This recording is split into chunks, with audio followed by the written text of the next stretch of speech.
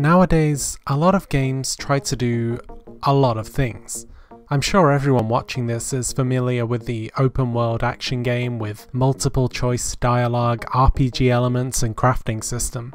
From Far Cry to the Witcher series to GTA, it's like AAA developers just want us to constantly be busy in their games. It can honestly be pretty exhausting, and it takes a lot for me to actually pick up one of these games and play through it, especially when you have a map that looks like this. So it was nice to play a game that narrows its scope and focus and just concentrates on doing one thing really well. And when it comes to Ghostrunner, that one thing is... you get the idea. Ghostrunner is a cyberpunk first-person platformer from Polish company One More Level, not to be confused with cyberpunk shooter Cyberpunk 2077 by Polish company CD Projekt Red, or cyberpunk shooter Ruiner by... This sounds familiar. It really does seem like it's Cyberpunk season for me lately though. Having played Ruiner a couple of months ago, CDPR's game came out recently, and then Ghostrunner coming out, well, right now. As I was playing the game, I did wonder if the whole cyberpunk aesthetic was getting a bit old now. How many times can you include the same ideas and themes before it's sort of time to move on? It's why I'm not exactly racing out to play 2077, especially not after all of the, general madness.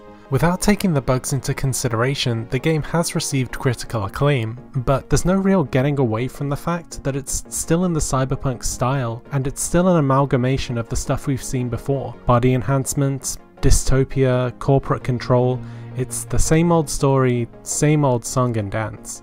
I'm not sure how much of this is me personally just getting tired of the cyberpunk style, and how much I actually think the style is tired. This might be the same with most genre fiction. The more boxes you have to tick in order to actually make the genre what it is, the more restrictive any original vision of your own becomes. When you set out to make something clearly cyberpunk inspired, there are a lot of boxes to tick, and it feels very off if any of those elements are missing. In a lot of ways, Ghostrunner's design ticks a lot of those boxes. Even the name sounds like it was produced by an AI generator program, being the third cyberpunk property I can think of off the top of my head to have run or runner in the title. The art design, the lore, the story, all of it is very similar to stuff that we usually expect from cyberpunk properties. However, the game managed to somehow completely overwrite any concerns I might have had about it being derivative or repetitive, because Ghostrunner is amazing. Ghostrunner is truly the best thing to come out of this year that I didn't even know I wanted. It has the distinction of being the only game I've ever bought immediately at full price, right after playing its demo, because if I want my money supporting any game developer, I want it supporting anyone that puts out a project like this. I fully recommend anyone just download the demo and try it out, because you will know immediately if this is your kind of game.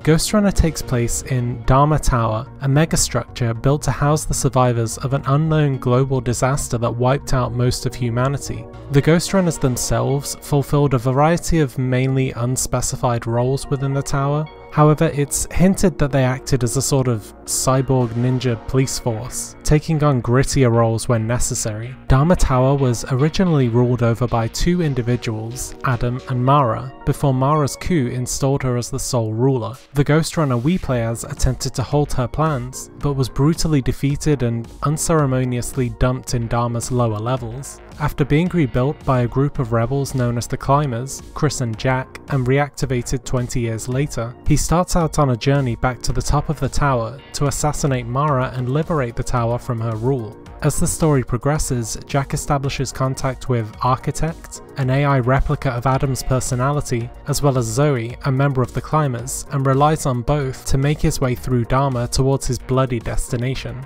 The story doesn't really hold many surprises, and it's also a good example of the box ticking I was talking about earlier. Dystopian setting, check. AI and consciousness uploading, check.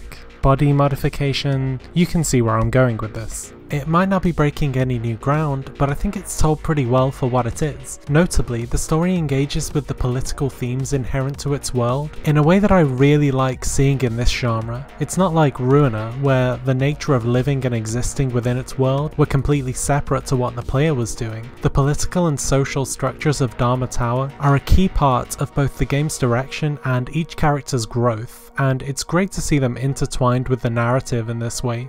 It's actually quite a nice surprise to see these elements in what looked like, from the outside, to be kind of a dumb wall-running slasher, even if, as I say, there's nothing terribly surprising about the directions the story itself goes in. There are a couple of twists, but if you're in any way observant, you should guess those pretty early on. In fact, one of them is so obvious that I don't really think it's a twist at all. The hints towards what's going to happen are not so much sprinkled as sprayed throughout the few chapters leading up to its reveal, so I think One More Level wanted us to engage with the twist's broader message rather than simply being shocked when it happens. If this was their intention, I think it's fair enough, and urges the player to think about and engage with what they've been told throughout the story. The characters are nothing particularly new, and you interact with most of them over comms, so you can't get to know them in the same way you can, say, characters in Mass Effect or something. That said, they are characterized well and have a certain degree of depth to their motivations. Even Jack has an element of compassion and reason to his character, setting him apart from the bland, kill-em-all cyborg ninja he might resemble.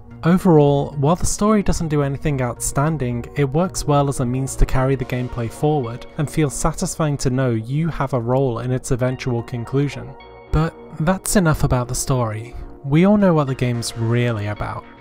Ghostrunner's soundtrack does a really good job of, okay, I'm kidding, it's the gameplay. The soundtrack is still amazing though. Ghostrunner is a first-person platformer, or FPP, so I guess we finally know what that abbreviation stands for. Unlike your standard first-person shooter, the emphasis is very much on fluidity of movement, chaining different actions together to move through rooms as seamlessly as possible. As far as movement goes, Jack has your standard first-person running and jumping, but can also run along walls, dash, slide, and grapple around the game's arenas. A lot of the fun comes from combining these free-running moves together and building up a huge amount of momentum to fling yourself through the levels. If you've ever played Titanfall 2 or as Lucio in Overwatch, you'll have a good idea about the sort of momentum I'm talking about. It's so much fun mastering these techniques and learning how to combo them together, transitioning from wall to wall, jumping off and grappling to launch yourself towards an enemy, sliding under obstacles and attacks to getting closer. All of these feel so rewarding when you get them right. Ghostrunner is one of those games with an entry level low enough so that a complete amateur can find it satisfying, yet a high enough skill ceiling that there's still something to master. You don't feel as though you've perfected the game's flow and mechanics after just a couple of levels. As for offensive abilities, most of the time you'll be relying on your trusty ninja sword, and there's nothing too technical here. You click and you slash. Time your slash correctly and you can deflect bullets back at enemies. Click multiple times and, well, you slash multiple times, even though it's rarely necessary as most enemies go down in one hit. You'd think this would get boring, just having the one weapon and the one attack, but dicing enemies with your sword just feels so damn good.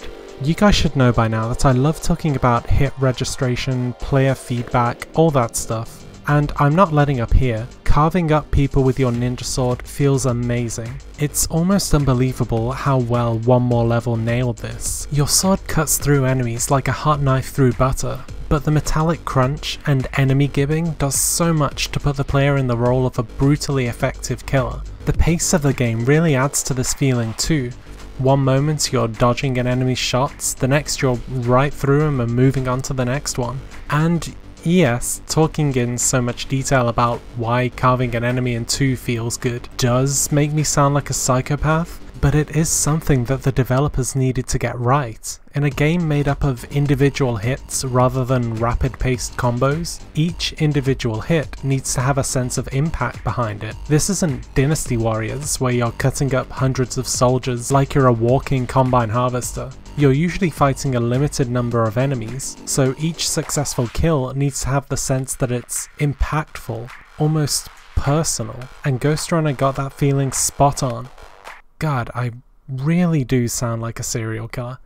Your blade isn't the only tool in your arsenal though. As you hack into these little computer mainframes, you unlock special abilities that give you different options for dealing with enemies. It's more apt to compare these to super moves in fighting games. By killing enemies, you fill up a bar, and while that bar's full, you can unleash the attack. These moves are strong, often killing one or more enemies in a single strike, so it makes sense that they're limited. However, it doesn't feel like they're integral to the gameplay and they kind of feel tacked on. Don't get me wrong, it's great to unleash a powerful insta-kill in the middle of a fight, but it would have been nice to get maybe some more toned down abilities that acted more as enhancements to the gameplay and encouraged creativity. Speaking of which, the last set of options you have are these little power-ups, remnants of a vast information network known as Cybervoid. Each icon gives you a different effect, from slowing down time to an unlimited supply of little laser shurikens. They mostly serve as parts of a puzzle rather than additional options to customize your gameplay most of the time,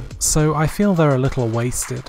I wonder if these would have been better as the special abilities and relied on a MOBA style cooldown system rather than having the one-shot kill super moves. Well, that's the moveset, let's get on to the actual game. Gameplay in Ghostrunner can generally be split into 3 categories, and each one merits a little bit of discussion. Category 1 is enemy rooms. These mainly consist of open areas with a locked door and various enemies placed in predetermined locations. Only by navigating the room and slaying every enemy will the door unlock, allowing players to proceed. These areas are where Ghostrunner really shines and where I get most of my fun out of the game because, well, as I say, the basic gameplay loop of leaping from wall to wall, dodging enemy attacks and slashing them to pieces is really fun. However, it would just be boring if you were fighting your standard red shirt guards over and over, so as you get higher up Dharma Tower, so the enemies get tougher and require different strategies. Shield enemies, for example, need to be maneuvered behind, and rival cyborg ninjas need to be parried before you can take them down.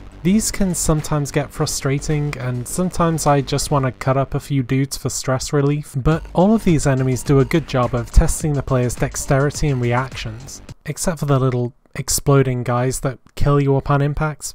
I hate those. They and you all share one thing in common though, you all die in one hit. This one aspect completely defines Ghostrunner, and is the cause of what's both so appealing and troublesome about the game as a whole. As you die in one hit, you have no room for error as soon as you enter a room. You have to move swiftly and strike accurately, because one slip up and it's game over. Well, I say game over, the checkpoints in this game are very forgiving and often return you less than a minute away from the point that you died.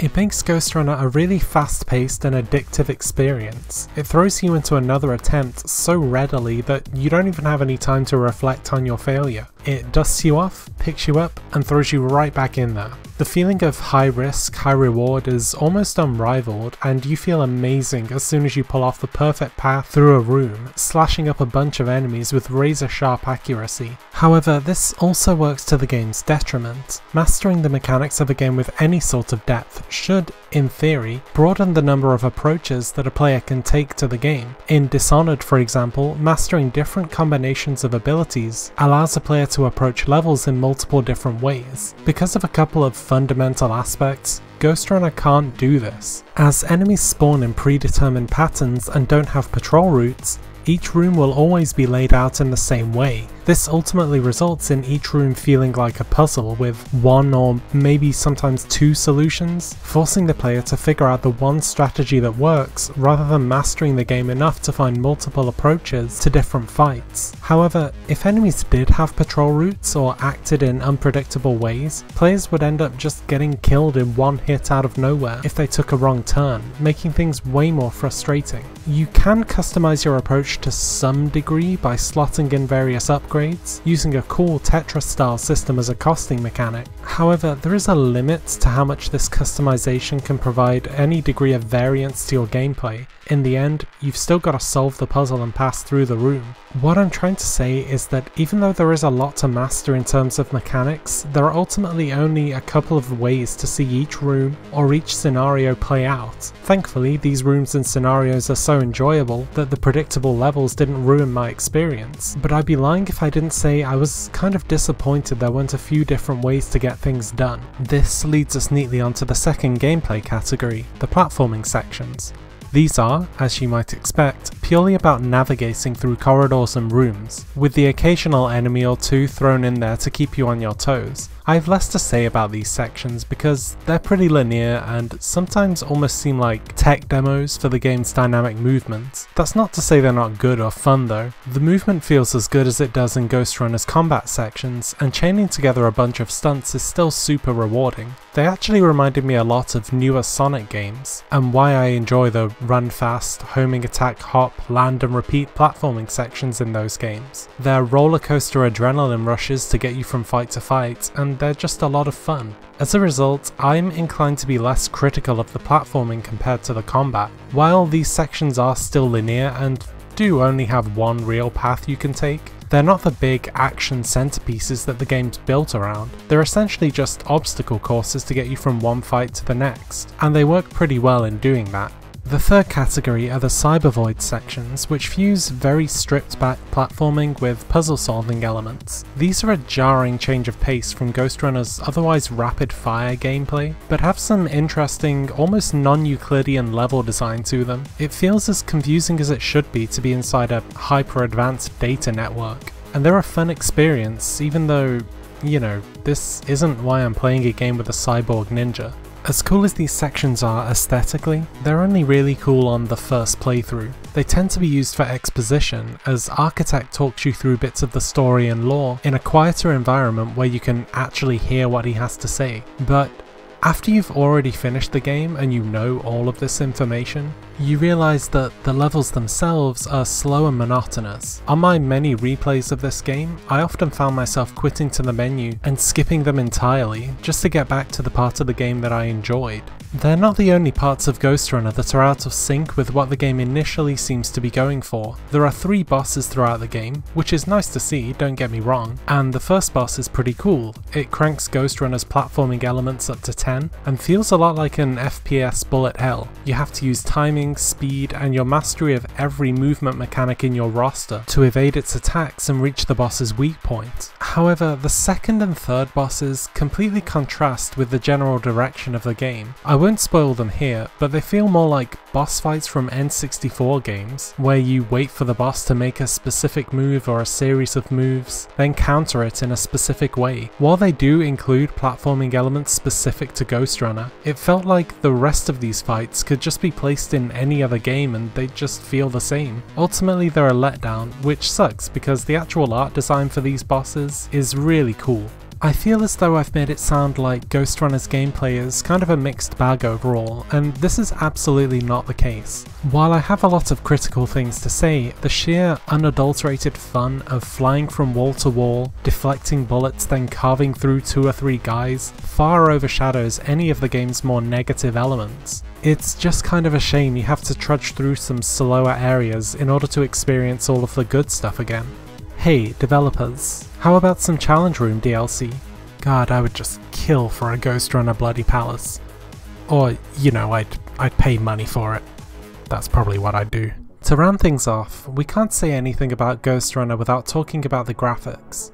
I mean, just look at them. Considering this was developed by an indie studio, the environments look positively AAA to me. Maybe not next gen, but definitely on the upper end of current gen. Or, I guess last gen, since the PS5 and Xbox Series X are out. When do we officially transition over, anyway? Well, either way, the game is great to watch, even when it's going by at 100 miles an hour. Muted, industrial colour schemes give way to the vibrant neon you'd expect from a cyberpunk city, before diving into clinical Resident Evil style laboratory visuals as the game progresses. It means that going from area to area, and sometimes even level to level, never feels dull, like you're going through the same environments till the game's over. I guess this is a compliment you can give to a lot of games actually, but you know, Ghostrunner deserves it. And I think that's all I have to say about Ghostrunner. It's a great game that does one thing really well, even if its attempts to broaden out from that one thing end up dragging it down a bit. The aesthetics and addictive gameplay carry it right through to the end, and make replaying most of the levels an absolute joy, no matter how often you go back over them. It's so unique in its execution that I was able to overlook my Cyberpunk fatigue and just have a really good time. I mean, look, I even got all of the achievements, and that really doesn't happen very often. Games can't get me to do collectibles, but I really wanted to with Ghostrunner. I just enjoyed it that much. And if you've watched this far, I say you owe it to yourselves to pick up the demo and give it a try. I hope everyone enjoyed watching. I'd noticed when I was recording this that this is actually the first game I've reviewed in which most of what I have to say is positive. I mean, there have been positive aspects in the past, but I thought it was about time for me to actually say something nice about a game for a change. Anyway, this one took a bit longer because I was having a little, I guess, existential struggle with which direction I'm going in with my channel. I feel like there are a lot of game review channels, and I should be trying to bring something a bit different to the table, like say something a bit more meaningful than game good or game bad, you know? But just bear with me for now, I'll come up with something eventually. Anyway, thanks for watching everyone, stay safe, and I'll see you next time.